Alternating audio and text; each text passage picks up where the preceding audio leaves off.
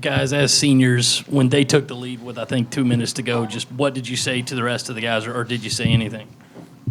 Uh, no, I think soon they took the lead. That's when I drove and got the foul and tied the game right back up. We've been through many of these moments, times after the season. During the season, and so we battle tested. We was good. We stayed locked in, stayed focused, and did what we had to do to get the win.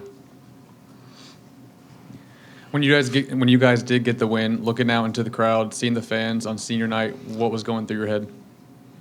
It was an emotional feeling. You could just see everybody who was there to support us, and everybody, the growth that we had over the years from the fans, and just the appreciation. I know we appreciate it, and it was just a real moment, something that you can't take back. Wish we could stay on the court forever, but that's kind of just how we felt. Yeah, it felt good, man. I wanted a couple tears came up in my eyes, but I looked around and nobody else shed any tears, so I had to hold mine in. But it felt good, man. It felt good just to get the win, and and just like Duane said, the growth and the fan support that's been coming and growing over the years, just feels great.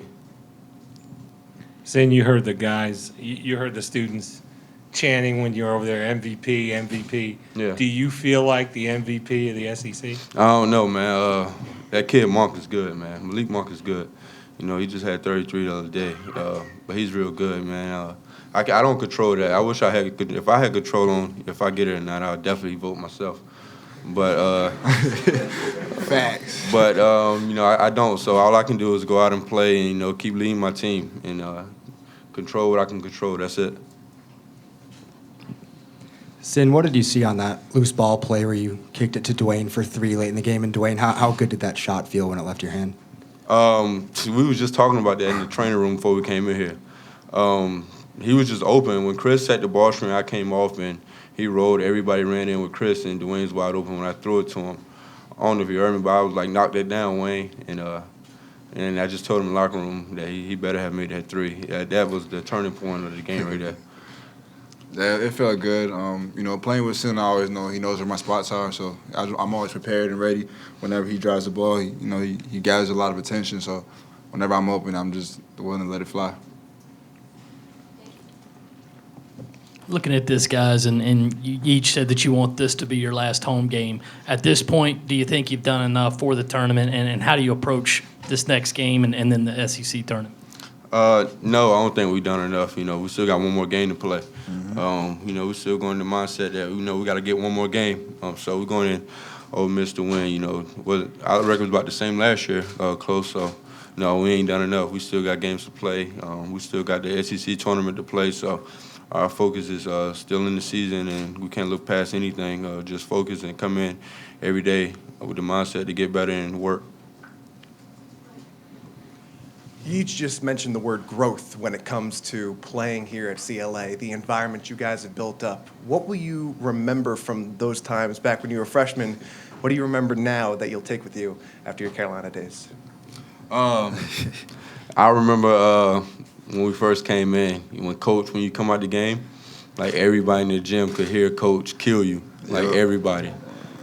Like that was the most embarrassing thing. When you checked out, you knew you was about to get it.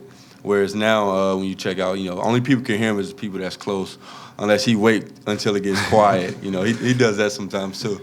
But just that, and I remember just coming in when I first got here, gym being cold. When we warming up, there's not many students there already. Whereas now there's many students there. Student section almost filled up early. And just the support is great now, and I'll always be a Gamecock. Yeah, pretty much what he said. The support's been tremendous, and I always remember that. The student section has grown. I don't remember us having fat heads when we were freshmen, or guys dressing up in Elmo costumes and stuff like that. So it's always fun to have that interaction with the fans and for them to scream out your Twitter handle or scream out MVP or whatever. So your hashtags, secure the bag. Guys, especially early in the game, the three-pointer wasn't falling. Why not attack the lane more, especially when they had 8 fouls and you could probably stand a good chance getting to the lane? That's what we should have did. We should have attacked them more in the first half. You know, I think, you know, we were just so happy. We were just so juiced up in the moment, and, you know, everybody was so anxious, so excited, you know, and the threes that we took were good threes. We didn't take any, you know, bad threes. We was just missing. So Coach don't really get mad at those shots, but, you know, we came in the second half, came in at halftime, and, you know, Coach got on us a little bit, and, you know, so we started attacking more and, you know, getting better shots and getting better threes from driving kicks. Also, guys, as seniors, PJ seems to be having a real rough go of it right now. What do you say to him, or do you say anything before this next game?